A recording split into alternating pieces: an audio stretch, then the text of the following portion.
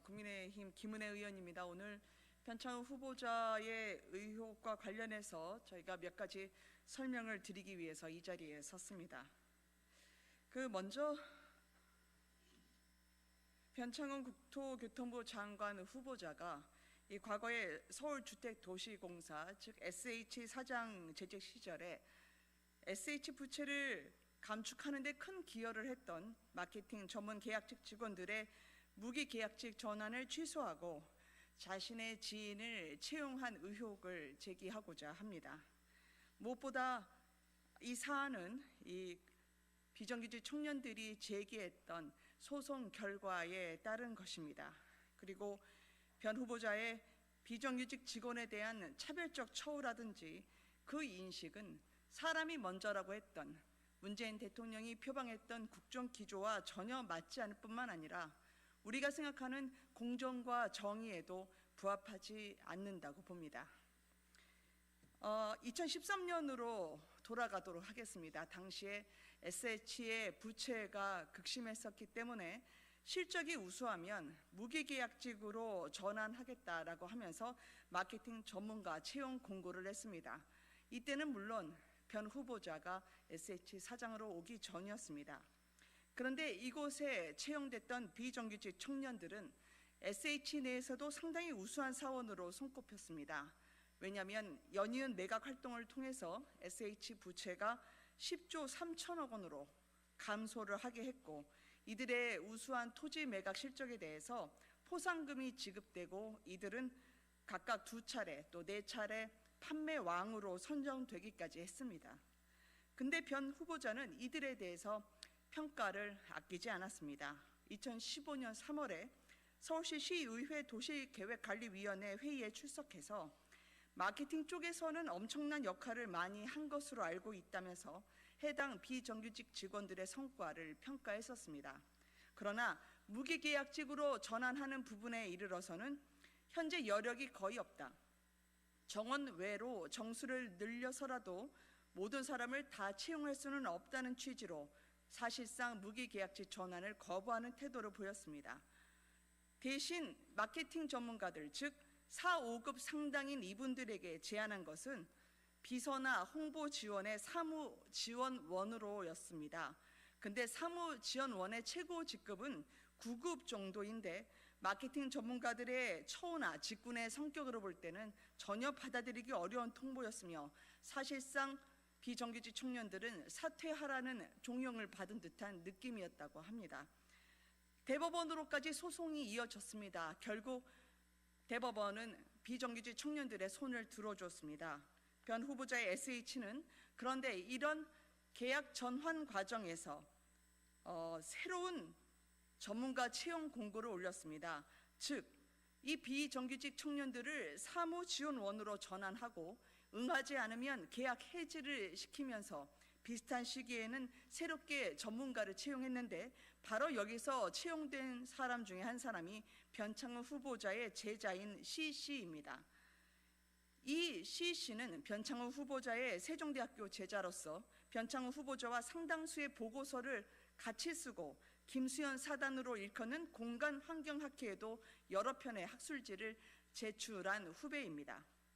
계약을 해지하고 지인을 채용한 변 후보자의 행동은 국민 혈세를 쌈짓돈처럼 썼다는 논란을 불러일으키기에 충분하다고 생각합니다. 특히 비정규직 청년들의 요즘의 상황이 어떻습니까? 정규직과 일은 동등하게 하면서도 처우는 부당하지 않습니까? 공기업과 부처의 수장이라면 당연히 자질과 도덕성에 직결되는 문제입니다. 해당 비정규직 청년들은 뛰어난 성과에도 불구하고 채용 공고 때와는 달리 고용 불안이 진행되자 내내 극심한 고통에 시달렸다고 합니다. 약자인 비정규직 청년들에 대해서 변 후보자가 공정과 정의를 저버린 사례들을 저희가 계속 지켜보고 있습니다. 잇따라 들어오는 제보도 저희가 알려드릴 수 있는 상황이 되면 발표를 할 예정입니다. 저희가 변창흠 국토교통부 장관 후보자의 발언록을 보다가 2016년 5월 숨진 구의역 김군 사고를 두고 김군 개인 과실로 일어난 듯한 취지의 발언을 해서 다시 한번 들여다보게 됐습니다. 당시의 변 후보자는 2016년 6월에 개최된 부장회의에서 구의역 김군 사고와 관련해 정말 아무것도 아닌 일이라고 규정하고 사실 아무것도 아닌데 그 김군이 조금만 신경 썼으면 아무 일도 없는 것처럼 될 수 있었다는 취지로 이야기를 했습니다. 마치 총체적인 시스템 부실이 초래한 인재 참사를 두고 업체 직원이 실수로 사망한 것으로 김군 그 희생자를 모욕하는 발언을 했다고 봤습니다. 어른들과 그리고 국가가 대신 짊어져야 할 책임이었습니다. 그런데 왜 김군이 그 책임을 전가받아야 합니까? 변 후보자는 문재인 대통령을 지지했던 대표적인 친문 인사로 꼽힙니다. 변 사장의 SH 사장 재직 시절의 행보를 보면 또 구의역 김군 관련 시각을 보면 문재인 정부가 표방했다는 사람이 먼저다가 아닌 사람이 나중이었다, 내 편만이 먼저다라는 시각을 볼 수가 있습니다. 약자를 위해 문재인 정부가 있다고 하지만 정작 약자를 들러리로 세우는 그리고 약자의 희생 위에 문재인 정부가 추구하고자 하는 것은 무엇일지요? 제가 이것과 관련해서 민주당에서요 지난 4천만 원 인테리어 관련해서 가짜 뉴스를 계속 말씀하고 계셔서 이 부분에 대한 언급을 추가로 드리고자 합니다. 먼저 민주당은 LH가 김은혜 의원실에 인테리어 보수 비용이라고 적힌 견적서를 제출했음에도 여론이 불리해지니 인테리어 시공은 없었다고 주장합니다. 제가 오늘 이 문서를 가져왔는데요. LH가 저희에게 줬던 보수 비용이라고 적힌 이 문건을 어떻게 하시려고 손바닥으로 하늘을 가리시는지 궁금합니다. 또 4억 1천만 원 대통령 행사 방문 4억 1천만 원이 대통령 방문 행사를 위해서 지출된 예산이라고 의원실에 공식 문서로 자료를 제출했습니다. 근데 마치 그 정도까지는 지출하지 않을 것처럼 뒤늦게 궤변을 늘어놓고 있습니다. 민주당은 또 대통령 방문 전에 드릴 같은 공사가 없었다는 일부의 확인되지 않은 주장을 발췌해서 마치 공사가 없었던 것처럼 호도를 하고 있습니다. 그러나 입주민들은 밤에 분명히 공사가 벌어졌으며 심지어 드릴 때문에 새벽에 잠을 거의 못 잤다는 호소를 하고 있습니다. 이틀 전에 그러니까 16일에 방송과 신문의 현장 취재를 통해서 또 오늘 석간 보도를 통해서 단체 주민들이 오히려 공사가 없었다고 호도하는 일부 현장 소장의 말을 반박하고 싶다라는 심경을 전한 기사로 확인하실 수도 있습니다. 문재인 대통령이 방문한 동탄 행복주택 입주자들은 새벽 벼락 공사는 없었다는 시공사 현장 소장을 반박하면서 그 새벽에 가서 따지고 싶었다고 말했다고 합니다.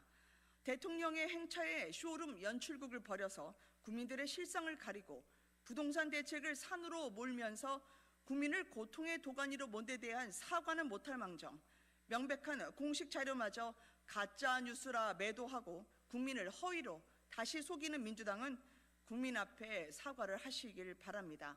손바닥으로 하늘을 가릴 수는 없습니다. 감사합니다.